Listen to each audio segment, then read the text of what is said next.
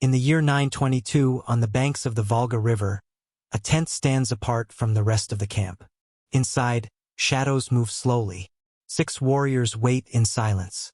Outside, a crowd gathers, pretending this is celebration rather than preparation. A young woman enters the tent.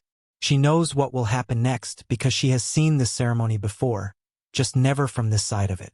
Her name is lost to history. The Arab chronicler observing through the tent fabric will never write it down. He will record only that she was young, enslaved, and chosen to follow her master into death. She had been captured 2 years earlier when her village burned. Since then, her life had belonged to others. Now, even her death was no longer her own. She speaks words she barely understands, phrases learned in captivity. She claims to see her master calling to her from the afterlife. The crowd believes this is devotion. In truth, it is survival, saying what must be said to delay what cannot be stopped. Within minutes, the ceremony ends. By nightfall, she will burn beside the man who owned her. This is where many stories about Viking brutality begin. But in reality, this was not the worst fate, because death at least had an ending. Most women captured by Viking raids entered a system designed not to kill them quickly, but to extract value from them for decades. What the Vikings created was not simple slavery. It was an organized economy of human exploitation so systematic that observers from the Islamic world, Byzantium, and Christian Europe all described it as uniquely cruel. This is the history they preferred to forget. In June of the year 793, the monastery of Lindisfarne fell silent. A nun named Aldred hid inside a grain store as unfamiliar voices echoed through sacred halls. Only hours earlier, she had been copying manuscripts. Now she watched armed men drag women toward strange ships on the shore. The Vikings separated captives with practiced efficiency. The elderly were killed quickly. The sick were left behind. Younger women were grouped according to appearance, strength, and perceived value. This was not chaos. It was logistics.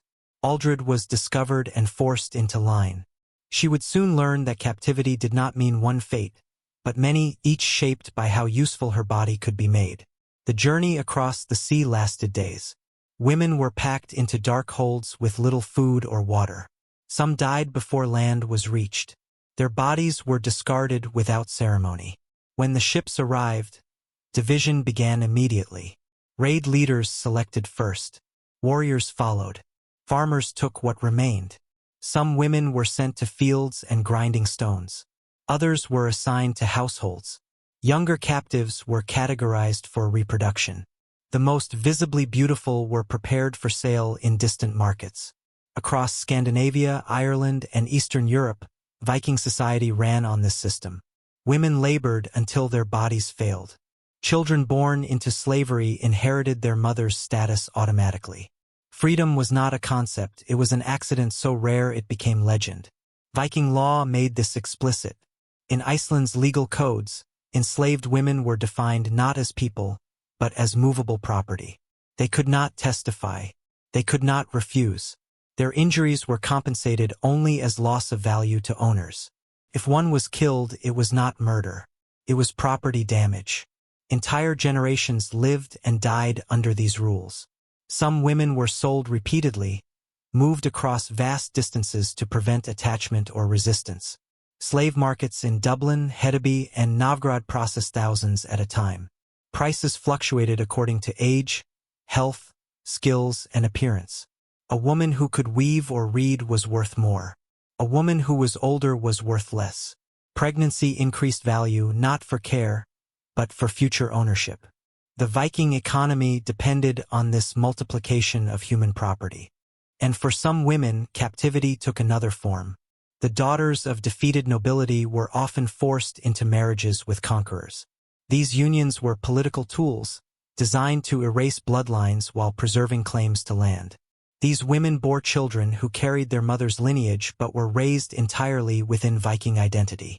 Their heritage survived only in whispers. Over time, genetics preserved what history tried to erase. Modern DNA studies show a stark imbalance. Predominantly Norse male ancestry combined with Celtic and Slavic female ancestry. This is not coincidence. It is evidence. Evidence of mass abduction.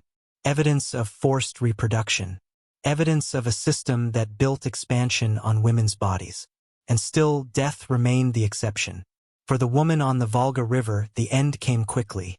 The funeral ship burned. The crowd dispersed. Her name vanished. But thousands of others lived on, working, bearing children, aging into bodies no longer useful. Their suffering left few records. No monuments. No memorials. Only silence. History celebrates Viking ships, sagas, and warriors. It rarely speaks of the women who made that world function. Every raid carried them. Every settlement relied on them. Every legacy was built with their labor. They were not footnotes. They were foundations. Remembering them does not diminish history, completes it. As Viking settlements expanded, slavery did not fade into the background. It became normalized, woven into daily life so completely that it was rarely questioned. Children grew up watching enslaved women work beside free women, learning early who mattered and who did not. Cruelty did not always appear as violence. More often, it appeared as routine. Enslaved women were expected to perform every task that sustained the household. They cooked, cleaned, harvested crops, tended animals, and cared for children who would one day inherit the land they themselves could never own. Their exhaustion was constant, their rest conditional. Some were forced to accompany their owners on long journeys, serving as laborers and companions on ships that crossed hostile seas. Disease spread quickly in such conditions. Illness was not treated as tragedy, only inconvenience. A sick enslaved woman was replaced, not healed. Occasionally, sagas mention women of unclear origin living within Viking households. Their stories are vague, their voices absent. These women rarely speak in the historical record, but their presence is telling. Silence, too, is evidence. Manumission, freedom granted by an owner, did exist, but it was rare and never guaranteed safety. Formerly enslaved women often remained socially marked, unable to fully integrate or escape dependence. Freedom, when it came, arrived without protection. Over generations, this system reshaped entire regions. Communities were built not only through conquest, but through forced assimilation. Language changed, customs blended. Yet the cost of that blending was carried disproportionately by women who never consented to it. By the time Viking expansion slowed, the damage was already permanent. The women who endured this system left behind no sagas of their own, only traces written into bloodlines, landscapes, and unspoken memory. Centuries later, historians would struggle with these gaps. The Viking Age was reconstructed largely through the voices of men, warriors, traders, kings, and chroniclers. The enslaved women remained shadows at the edges of the story, mentioned only when their suffering served another purpose. But archaeology has begun to speak where texts remain silent. Graves once assumed to belong to locals have revealed foreign origins through isotopic analysis. Jewelry styles, burial practices, and skeletal trauma tell stories of displacement, labor, and long-term hardship. Some remains show signs of repeated physical stress. Knees worn down, spines compressed. Evidence of lives spent in relentless labor. Others show malnutrition, untreated injuries, and early death. These are not the marks of choice. They are the marks of ownership. Modern DNA research has confirmed what the ground has long known. Across large parts of Northern Europe, maternal ancestry points south and east, while paternal lines remain overwhelmingly Norse. This imbalance is not accidental. It is historical record written in cells. Remembering these women is uncomfortable because it disrupts heroic myths. It forces us to confront the reality that expansion and prosperity were built alongside suffering. Yet history is not weakened by truth. By acknowledging these lives, we restore humanity to those who were denied it in their own time. We replace silence with recognition, and we remind ourselves that progress, when built on oppression, always leaves scars, whether recorded or not. Their names may be lost, but their existence is not.